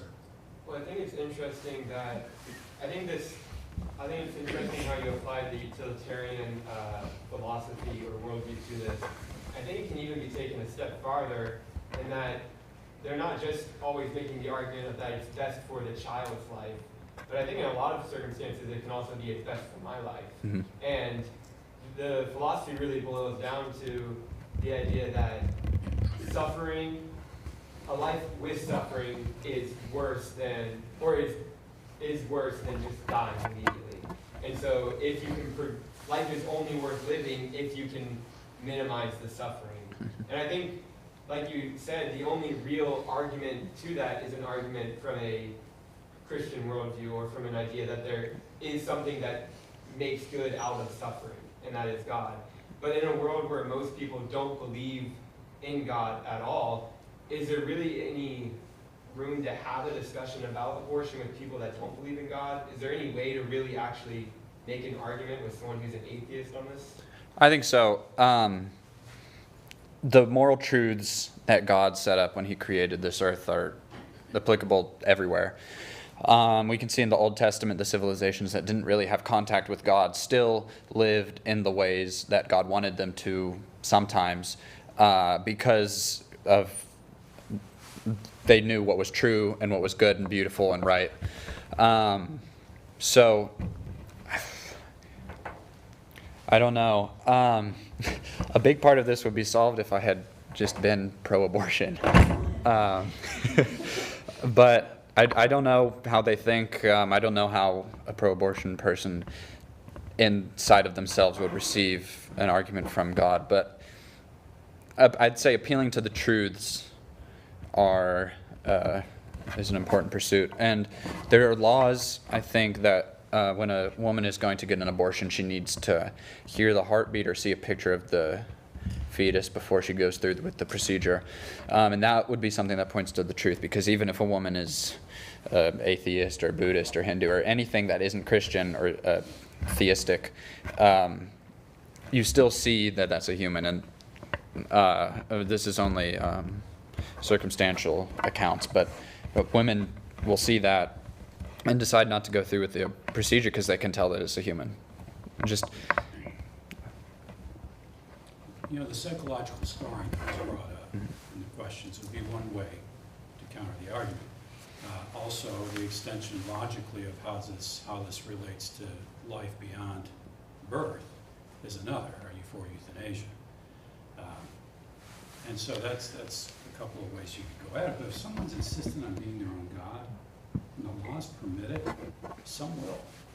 And again, that's the value of law. I mean, you're saying what is valuable in your society, what you're going to protect, and what you're at liberty to do. I mean, that's the value of having laws, in part, as well as control of society. You're saying what's important and what's not. If you don't think we don't need to be bounded as people, then you have to wonder why God had 10 commandments. So there's some ways to get through to people, but if they're bound and determined, God allows people to make their own choices, and you bear the consequences. And this might not be such a fun thing to think about, but in the New Testament there's the idea of shaking the dust off your shoes and leaving. So if you're trying with a person and it's just not getting through to them, then don't waste your energy after following the examples in the New Testament. But don't stop the fight in general, but in specific with that singular person. And if I could touch on what you said about the suffering of eliminating the suffering in general. I said, in my introduction, put simply, the utilitarian argument says that abortion prevents the suffering of the innocent. And when you're your own God, when you are thinking that everything in your life needs to be geared to yourself, it's very easy to see yourself as being innocent. If a woman says, oh, men can do this, men can have sex and have no consequences, I want to do that, they're putting themselves in the place of the innocent person. When you have no sanctity for the union that God created for a husband and wife, and you are punished in the way of becoming pregnant, as a person with that mindset would think. They're the innocent ones. And to remove the suffering from their lives would be to abort the child. And I don't know. I think normally when I go at this, I try to take the most compassionate view. So in this paper, I took the view that the women are doing it solely because they're compassionate for their child and they know the suffering that the child might face in their life. But there certainly are other philosophies that guide the utilitarian approach. The previous school where I taught, Augusta University, I had a student who gave a speech, and even though it was a state school, that area is pretty conservative. It was like Southern Baptist was started in Augusta. And she spoke specifically on just this aspect of abortion, which I think is really important because I've heard Christians say, well, abortion is just absolutely wrong. It's not right for a form of birth control. But I have a hard time thinking that a woman or someone should have to carry a baby when they've been raped. Well, this young woman did the speech just on the concept of how you shouldn't make that decision. And at the end of the presentation, she said, here are my parents. And the young woman was biracial, and her parents were both white. And she said, I am not adopted. She said, my biological father raped my mother, and my mother decided to have the child anyway because she believed abortion was wrong. And she said, even though it was a horrible thing for my mother to have to go through, my mother tells me every time she talks to me on the phone, I am so thankful that I spent a night of horror because I have you. And she said, every time someone makes that argument that abortion is wrong, except, she says, what they say is, abortion is wrong and you don't deserve to live. That's what she hears. You don't deserve to live. A brilliant young woman, sweet, kind, wonderful. The class had no idea what her background was, and here was a bunch of people who, there were pro-life people and everything.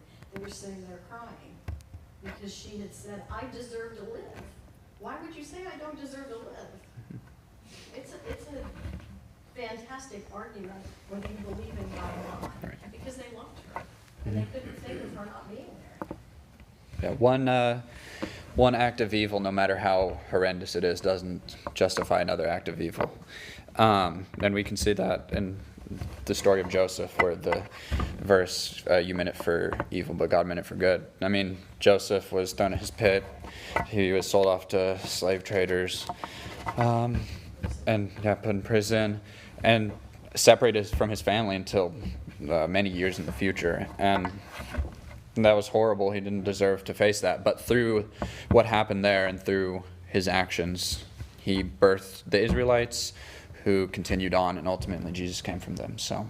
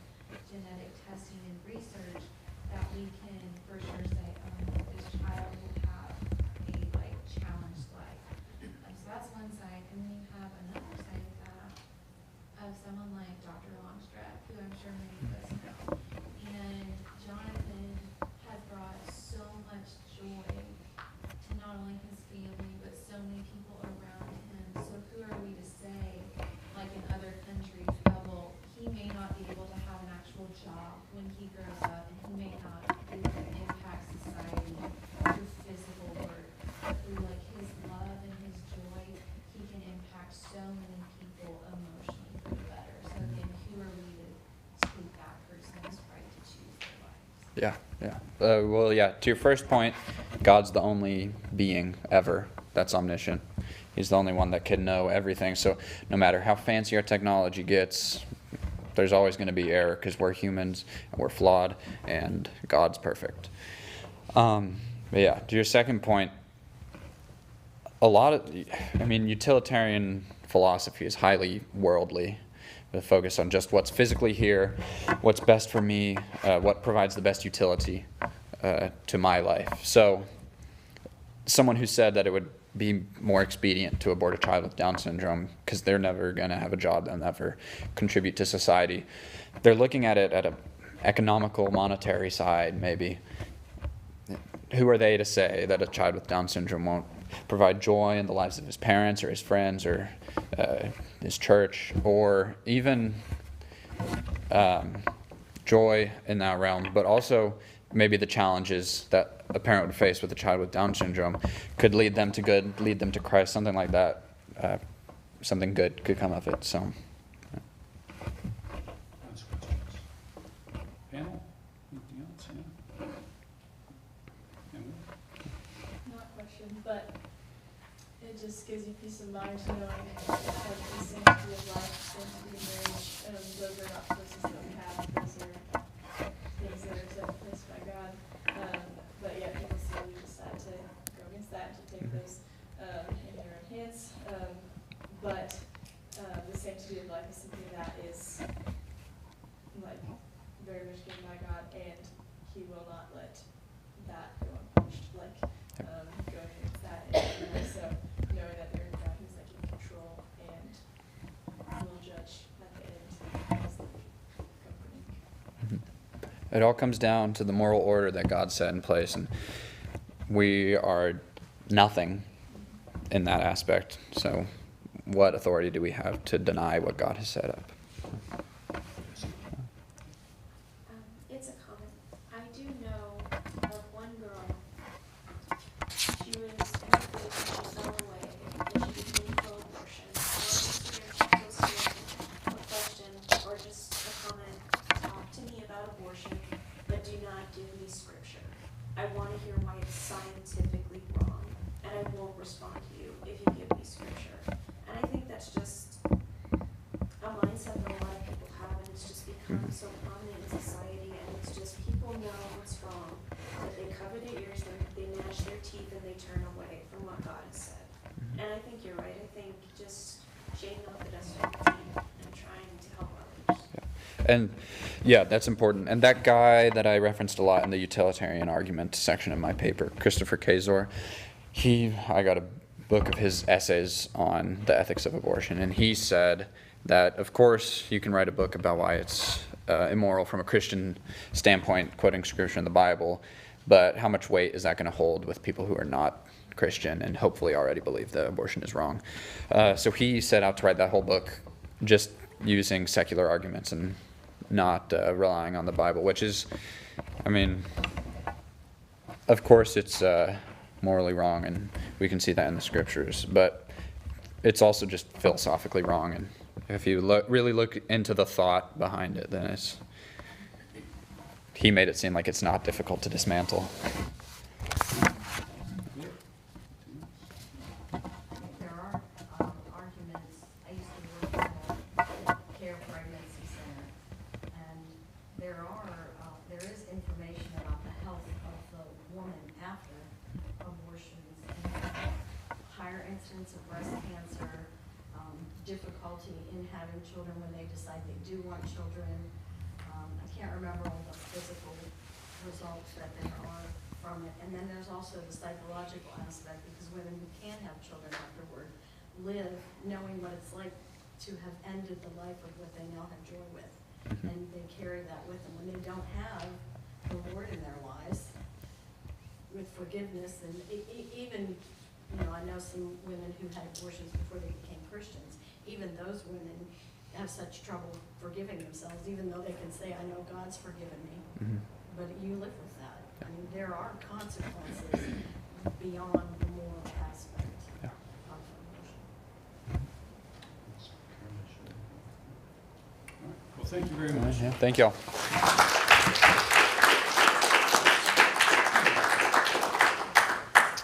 Well, I appreciate Noah tonight and all his work, and Emily and her work, and we'll miss Emily. Emily's one of our 7 graduating seniors from the honors program.